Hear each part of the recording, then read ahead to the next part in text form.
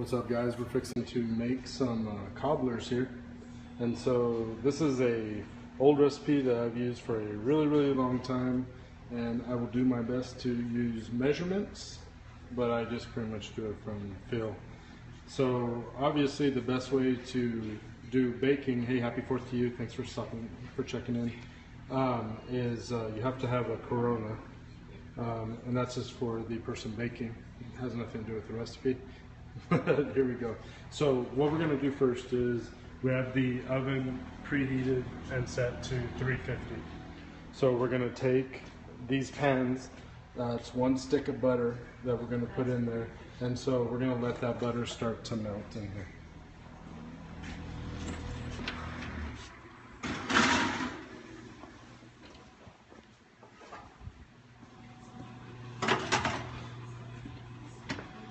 And we'll let that butter. A bit about this. So you can use fresh peaches and blueberries, but I've used both fresh and I've used frozen, and I found that the frozen ones actually make for a better cobbler.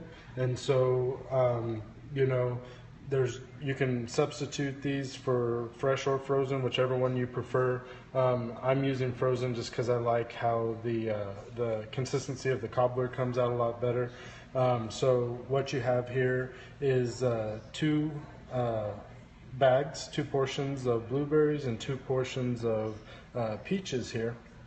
And so with about, I would say right about a cup of sugar, and then on the peaches I put cinnamon, and then on the blueberries also a cup of sugar, and then on that I also put I put nutmeg. So I really like the flavor of the nutmeg with the blueberries. It gives it a little bit more of a woody flavor, and it's really nice. So I enjoy that a lot better.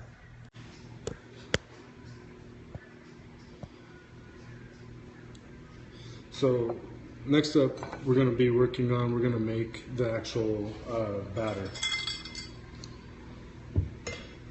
So depending on how much batter that you like if you like it with a lot of batter or you like it with just a little bit of batter, you just kind of adjust this measurement to whatever you want that to be. So kind of figure out for every cup of flour that you're going to use that same amount of milk, and you're going to also use 2 teaspoons of baking powder per cup. So I put that in. So we have 2 in there, so I'm going to do 2.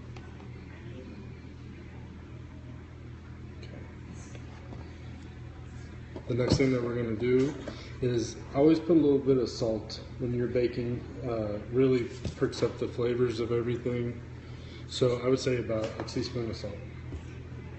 The next thing that I do is I like to incorporate all my dry ingredients first. And I just use a fork. I mean, you can use a whisk or however you want to do it.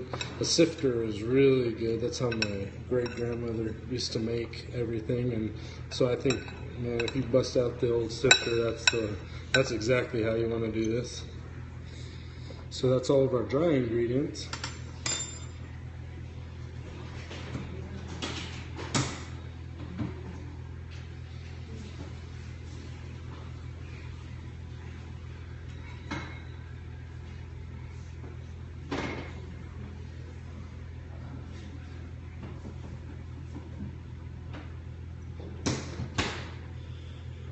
And now we're going to put in milk. So you can use any kind of milk. You could actually probably even use water if you wanted to. I use milk. And you want the consistency of pancake batter. I mean, that's kind of the easiest way to kind of think about it. So, you know, I just kind of pour it in here and work it until I kind of get that consistency that, you know, you would with like pancakes, or not waffles, because waffles is a thicker batter, so this would be more like your pancake batter. But I love this recipe, it is so good. I don't like to overwork the batter too much. want it to be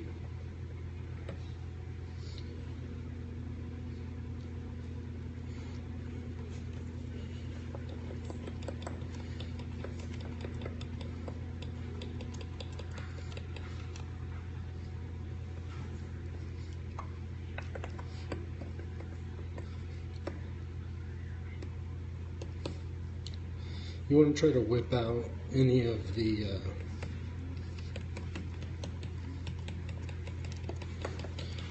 lumps and stuff. It's kind of the same like when you're making pancakes. You just kind of want to make sure that everything's smooth and good, and if it pours nice, that's kind of what you're looking for.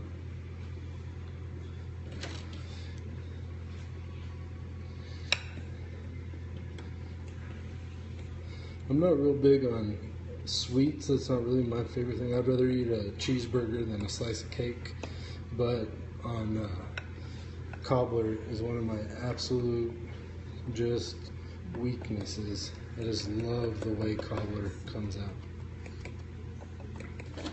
So it's almost there.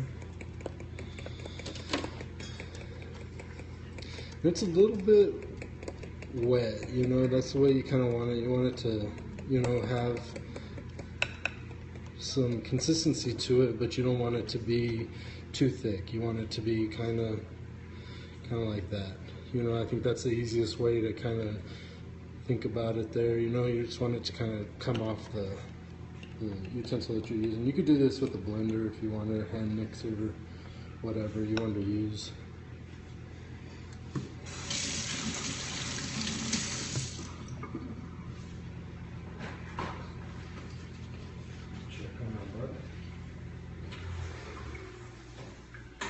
Our butter is there. So the last thing that I like to do is I like to take a little bit of sugar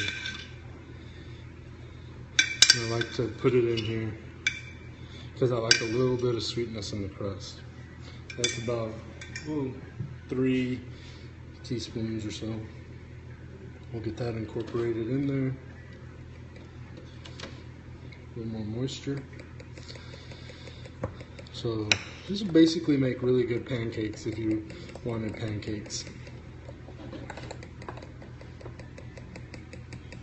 So we are ready to go again. So I'm going to pull baking pans out.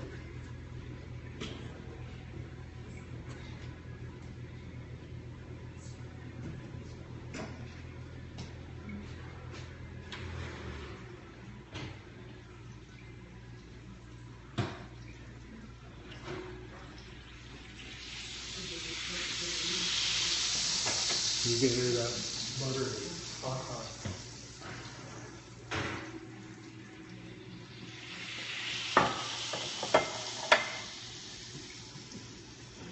We'll take the batter and we'll pour it down in there, and that batter just kind of bubble up a little bit. It's actually kind of frying essentially in the butter.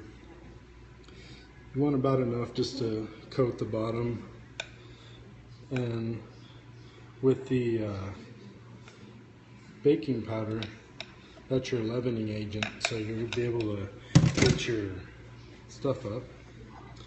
And then we take these blueberries here. Let me show you this real fast. There you can see how it's kind of cooking the edges already. So, like I tell you, it kind of basically fries it. So this one is blueberry.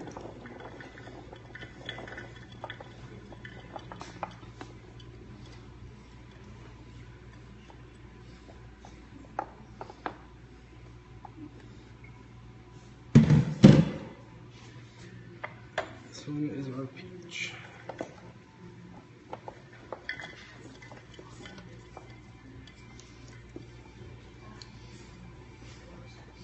I just kind of like to spread it out a little bit.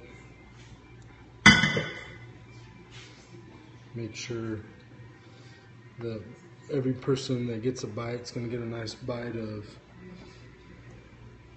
fruit.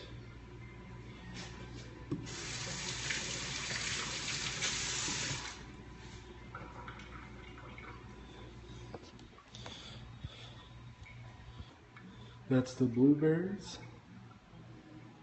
That's the peaches. And it is going to be delicious. So I'm going to throw those in a degree oven for about anywhere between 30 and 35 minutes. You kind of have to know your oven a little bit.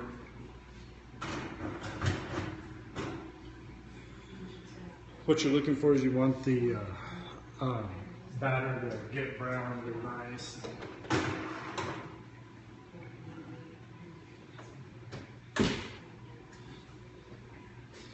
But it's that easy. I mean, simple deal.